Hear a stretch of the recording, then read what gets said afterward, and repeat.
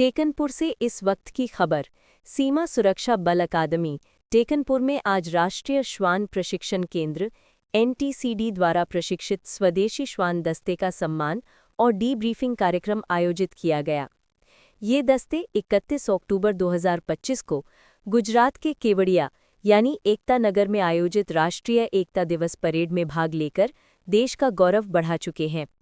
प्रधानमंत्री नरेंद्र मोदी की उपस्थिति में संपन्न इस परेड का सबसे आकर्षक हिस्सा था भारतीय नस्लों रामपुर हाउंड्स और मुधोल हाउंड्स का अनुशासित और शानदार प्रदर्शन।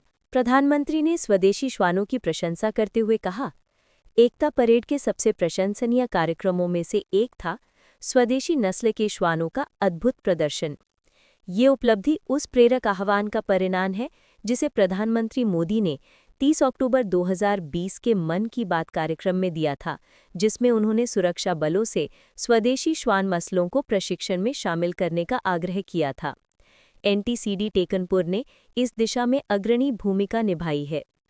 केंद्र ने आधुनिक तकनीक, नवाचार और अनुसंधान आधारित ट्रेन द ट्रेनर मॉडल के माध्यम से प्रशिक्षकों और श्वानों दोनों के लिए वैज्ञानिक प्रशिक्षण प्रणाली विकसित की।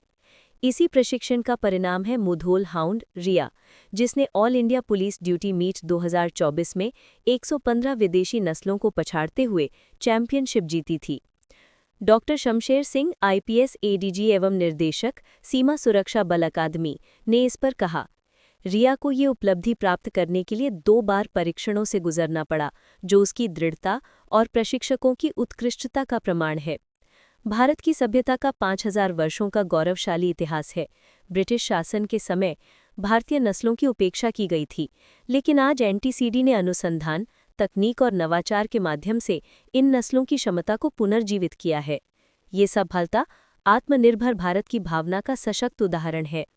कार्यक्रम के अंत में एनटीसीडी टीम, प्रशिक्षकों और श्वान संचालकों को प्रशस्ति पत्र प्रदान किए गए। ये सम्मान समारोह भारतीय सुरक्षा बलों में स्वदेशी श्वान नस्लों की महत्ता और उनकी उत्कृष्ट प्रशिक्षण क्षमता का प्रतीक बन गया है।